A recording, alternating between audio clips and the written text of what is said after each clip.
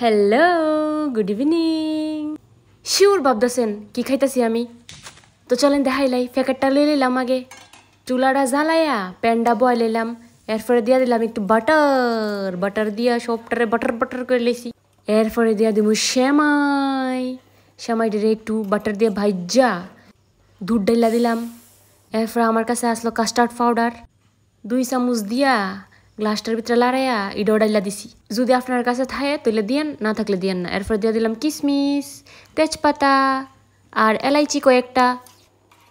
এরপরে একটু লাইরা লইরা দেয়া দিব গুড়। আপনারা চাইলে চিনিও দিতে পারেন, কিন্তু আমি চিনি খাই না, এলাকা চিনি দিছি না, গুড় দিছি। চুলাটা বন্ধ করে লাইছি। এই দেখেন ওয়া গেছে গা সেমাই। দেখে সেটা খাওয়ানোর ইচ্ছা করতেছে নি করলে বানিয়ে খাইলেন। এরপরে একটা বাটিতে একটু কাজু, একটু চেরি, তরমুজের বীজ দিয়া খাইলে।